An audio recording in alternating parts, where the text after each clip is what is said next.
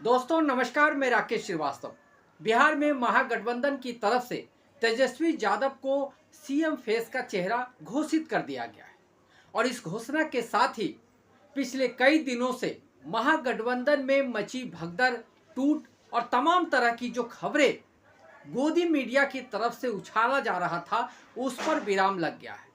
दरअसल पिछले कुछ दिनों से गोदी मीडिया की तरफ से लगातार ये खबरें चलाई जा रही थी कि महागठबंधन में टूट मच गई है और महागठबंधन चुनाव आते आते टूट जाएगा। खास करके कांग्रेस और राजद के रिश्ते को लेकर सवाल खड़े किए जा रहे थे और कहा जा रहा था कि राजद के तेजस्वी यादव और राहुल गांधी के बीच बातचीत तक बंद हो गई है। खास करके इस बात की तरफ इशारा किया गया कि राहुल गांधी नहीं चाहते कि तेजस्वी यादव सीएम फेस हो। लेकिन जिस तरह से 23 अक्टूबर को गुरुवार के दिन महागठबंधन की तरफ से प्रेस कॉन्फ्रेंस किया गया और इस प्रेस कॉन्फ्रेंस में तमाम दलों के नेता मौजूद थे। खास करके कांग्रेस की तरफ से अशोक गहलोत ने इस बात की घोषणा की कि इस बार सीएम फेस के तौर पे तेजस्वी यादव का नाम सामने होगा। साथ ही उन्होंने डिप्टी सीएम के तौर पे मुकेश सहनी के नाम की भी घोषणा कर दी। मुकेश सहनी के नाम की घोषणा के साथ ही ये सिद्ध हो गया कि अब मुकेश सहनी फिलहाल महागठबंधन के हिस्से में ही रहेंगे, क्योंकि पिछली बार जिस तरह से विधानसभा चुनाव से एन पहले वो एनडीए में चले गए थे, उसकी वजह से कहा जाता है कि तेजस्वी यादव को मल्हा यानी मछुआरों का जितना वोट प्रतिशत मिलना चाहिए था वो नहीं मिला था और इसका सीधा फायदा एनडीए के भारतीय जनता पार्टी और जेडीयू को मिल गया था। इस बार वीआईपी के मुकेश सहनी महागठबंधन में ही हैं और उन्हें डिप्टी सीएम के तौर पे प्रोजेक्ट कर दिया गया है। यानी सीधे तौर पे महागठबंधन की तरफ से तेजस्वी यादव को सीएम फेस घोषित कर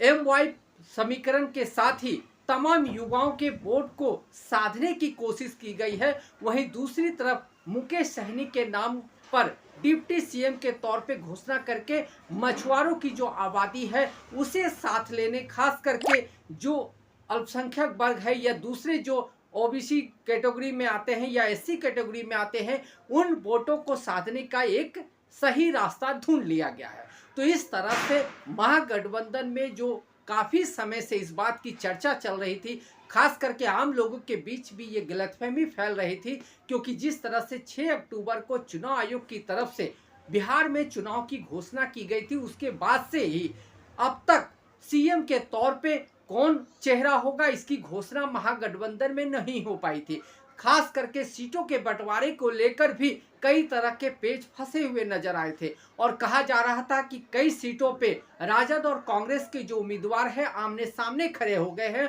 और सभी पार्टियों ने अपने अपने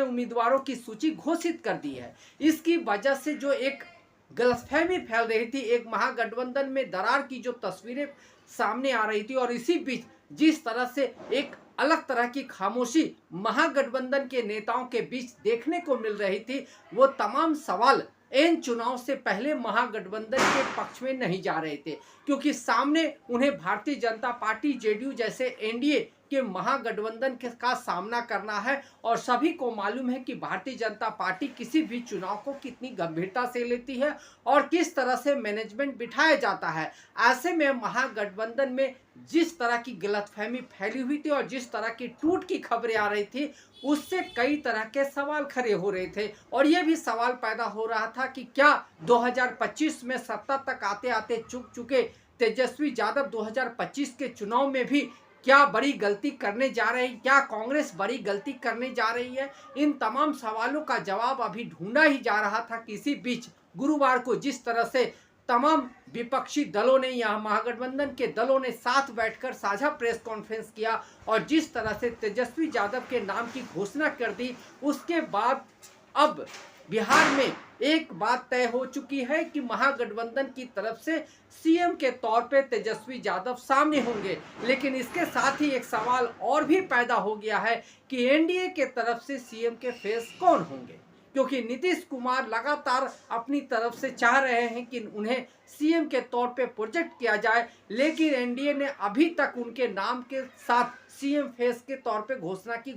की बात नहीं कही है। ऐसे में सवाल उठता है कि जो भारतीय जनता पार्टी या एलजेपी के नेता चिराग पासवान या दूसरी जो जेडीयू के नेता ये सवाल उठा रहे थे कि महागठबंधन में सीएम का चेहरा कौन होगा, उन्हें अभी सवालों का जवाब देना चाहिए कि उनके एनडीए में सीएम का चेहरा कौन होगा और डिप्टी सीएम कौन होंगे। क्या सम्राट चौधरी डिप्टी सीएम होंगे जिन पर डिग्री में चोरी का आरोप लगा है या जिनके ऊपर कई क्रिमिनल केसेस दर्ज है। ऐसे में ये बेहद महत्वपूर्ण है कि जो भारतीय जनता पार्टी और तमाम एनडीए के दल महागठबंधन से उनके सीएम के चेहरे की मांग कर रही थी, घोषणा की बात कर रही थी, उन्हें अब एनडीए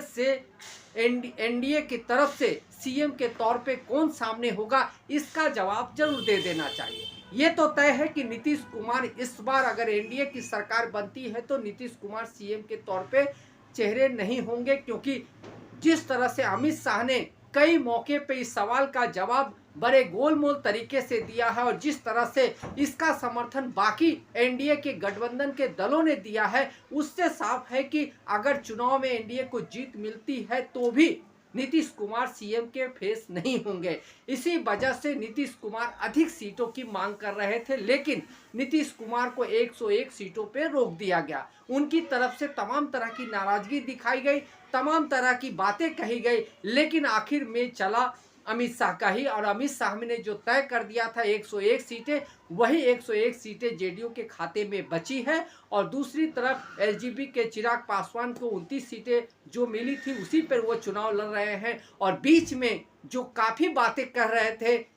जीतन राम मांझी और उपेंद्र कुशवाहा, वो दोनों ही नेता अब शांत पड़ चुके हैं। ऐसा लगता है कि अमित शाह ने अपने तमाम सीबीआई ईडी का जो हंटर है वो चला दिया है और दिल्ली में बैठकर वो दिखा दिया है या वो डर दिखा दिया है, जिसकी वजह से दोनों नेता अब चुप हो गए हैं और पूरी तरह से एनडीए के समर्पण की बात कर रहे हैं। ऐसे में अब महत्वपूर्ण सवाल ये है कि अगर भारतीय जनता पार्टी या एनडीए की तरफ से सीएम का फेस घोषित नहीं किया जाता है तो क्या इस चुनाव में महागठबंधन ने माइलेज ले लिया है? क्या एनडीए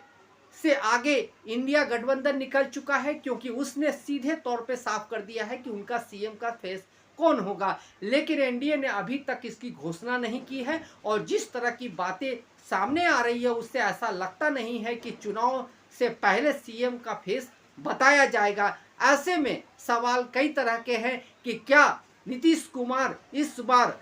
पूरी तरह से अंधेरे में रखकर चुनाव लड़ रहे हैं? क्या नीतीश कुमार को उसी तरह इस्तेमाल किया जा रहा है जिस तरह से महाराष्ट्र में एकनाथ शिंदे को इस्तेमाल किया गया? चुनाव से पहले उन्हें मुख्यमंत्री के तौर पे प्रोजेक्ट किया गया और जब चुनाव में परिणाम आए उसके बाद देवेंद्र फडणवीस को सीएम बना दिया गया और एकनाथ शिंदे को डिप्टी सीएम बना दिया गया। तो क्या CM Nitish Kumar deputy CM बनेंगे या फिर उन्हें राजनीति से अवकाश लेने का मौका मिल जाएगा? क्योंकि इस चुनाव के बाद निश्चित तौर पे नीतीश कुमार के भविष्य का रास्ता तय हो जाएगा। अगर उनकी पार्टी ने 50 से नीचे की सीटें लाई तो उनके लिए सीएम के तौर पे सत्ता में बने रहना मुश्किल होगा। अगर उन्होंने 50 से ऊपर सीटें लाई तो हो सकता है कि भारतीय जनता पार्टी को एक बार फिर से झुककर नीतीश कुमार को सीएम के तौर पे स्वीकार करना पड़े। लेकिन इस बात की संभावना बेहद कम है कि नीतीश कुमार को 50 से अधिक सीटें मिलेगी, क्योंकि नीतीश कुमार का जो वोट आधार है इस बार के चुनाव में वो वोट प्रतिशत उन्हें मिलने से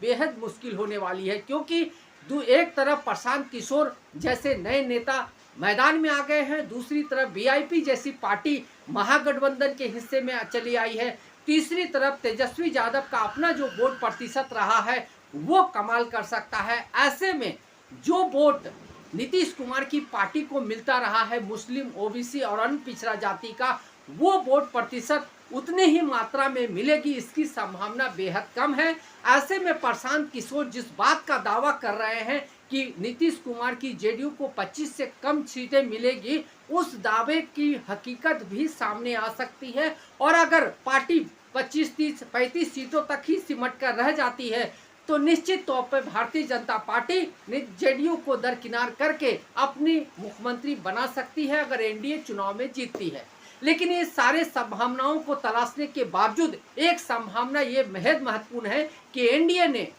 वो माइलेज हासिल करने से चूक गई है जो जेडीयू ने, जो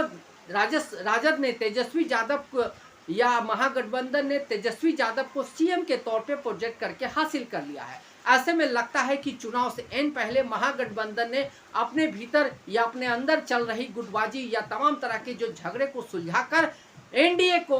बड़ी चिंता में डाल दी है, क्योंकि अब एनडीए के सामने अपने सीएम बताने का मौका है और पब्लिक को भी इसका इंतजार रहेगा। आज के लिए बस इतना ही। अगर आप हमारे श्रोता हैं तो आप हमें जरूर लाइक और सब्सक्राइब करें। तब तक के लिए नमस्कार।